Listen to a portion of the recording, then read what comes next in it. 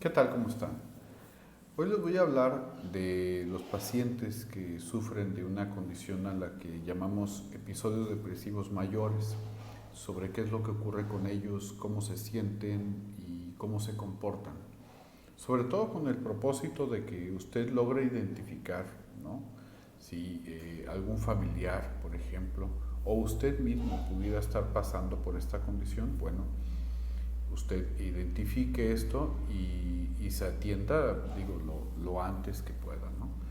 Porque sí es necesario, porque es una condición crónica y que requiere de un tratamiento, de una forma de tratarse especial.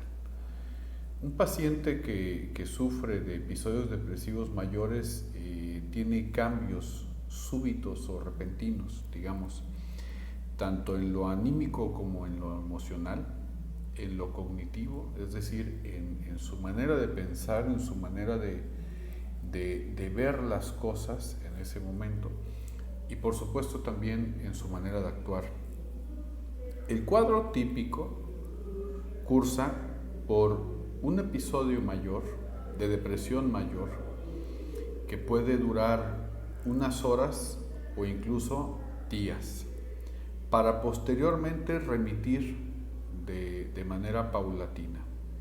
El paciente pierde el ánimo, pierde la motivación, pierde la energía de manera súbita o intempestiva. En este punto, el paciente suele expresarme: me derrumbo, pierdo el ánimo por todo, no tengo ganas de hacer nada. Y en efecto, acto seguido, generalmente, el paciente tiene una imperiosa necesidad por tirarse en la cama, por permanecer acostado gran parte del día, ya sea dormido o dormitando. Esta conducta particular, el hecho de dormir, una condición a la que denominamos hipersomnia, tiene efectos nocivos en sus hábitos alimenticios, por supuesto, y en los ciclos de sueño y vigilia. El paciente que cursa por un episodio depresivo mayor pierde el apetito, porque pierde el interés por comer después de sentirse profundamente triste, como pierde el interés por casi cualquier cosa, y de lo cual esto el paciente puede ser consciente, digamos, de la razón por la cual entró en ese episodio, o puede que no tenga la menor idea. Suele desesperarse durante la noche, pues desea mantener hábitos de sueño que debieran ser normales y despertar tranquilo, digamos, al día siguiente y con un mejor ánimo, pero ya ha dormido o ha dormitado lo suficiente y bueno, pues tiene mucha energía durante la noche. Esta situación con frecuencia produce en el paciente una intensa desesperación en esos momentos de la noche, que va acompañada de ansiedad y en ocasiones incluso de pánico. Principalmente porque el paciente desconoce qué es lo que lo tiene así, pero también debido a que no puede dormir y que en ese momento de la noche mantiene como muchas rumiaciones, es decir, pensamientos constantes, negativos, ansiosos, pesimistas, que obviamente activan o empeoran ese cuadro depresivo y ansioso. Con frecuencia, hay momentos álgidos en este episodio en el que podría dar lugar a algunos pensamientos de tipo suicida o la ideación suicida. En algunos casos, por ejemplo, los adolescentes sobre todo, en esos momentos también álgidos del episodio, son frecuentes las autolesiones. Las autolesiones, es decir, los cortes o el generarse algún daño físico. El paciente que cursa por ese episodio suele ser muy reservado.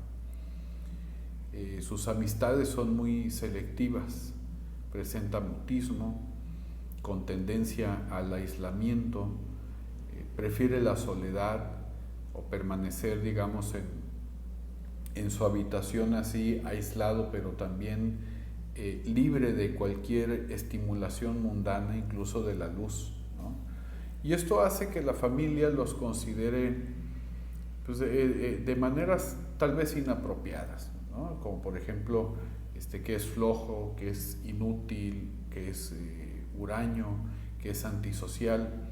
Sin embargo, aunque no lo parezca, a estos pacientes suele importarles mucho lo que los demás piensen, particularmente, por ejemplo, su familia es muy importante para ellos.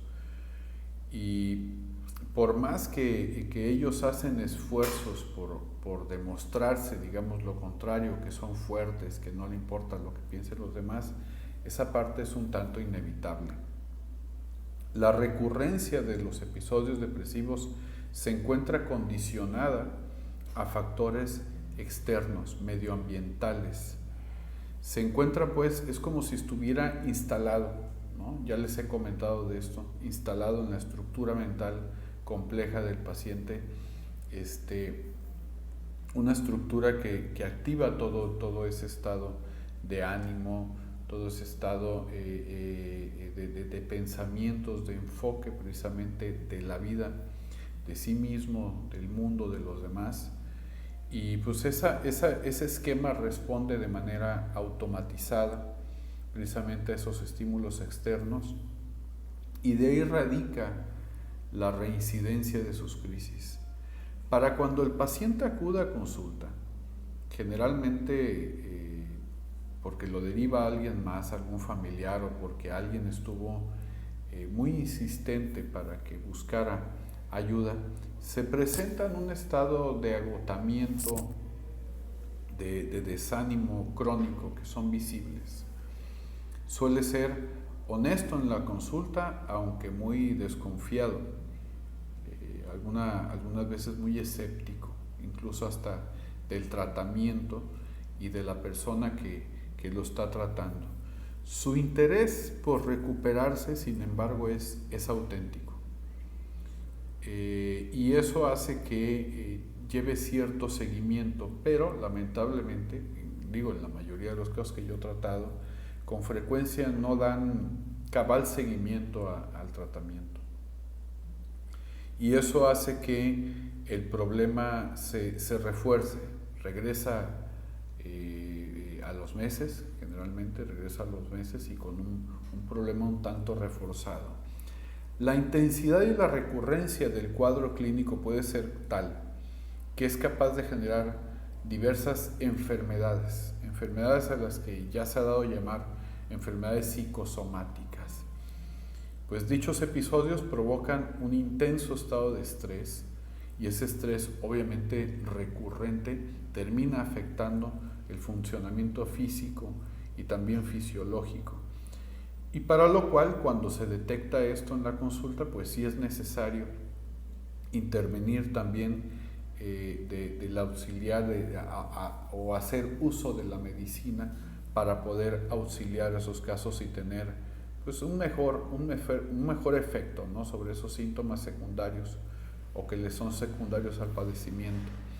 Estamos hablando de problemas que va desde lo gastroesofágico, porque por ejemplo, cuando cursa por ese episodio depresivo mayor, se inhibe el apetito, a veces también el sueño.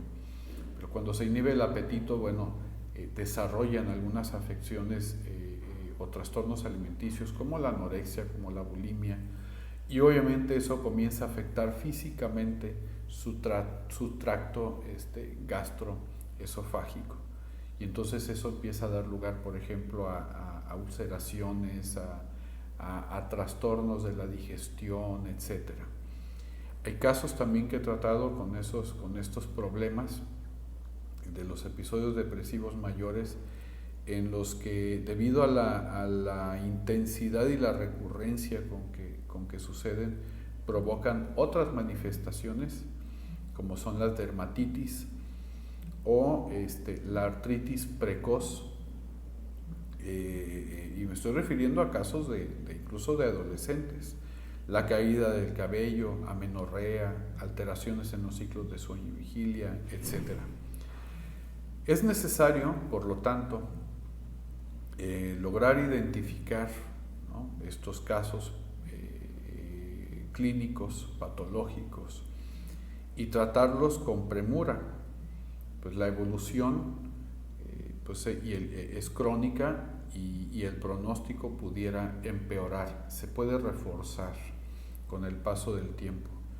El tipo de tratamiento que se recibe en estos casos, obviamente previa valoración exhaustiva de cada caso.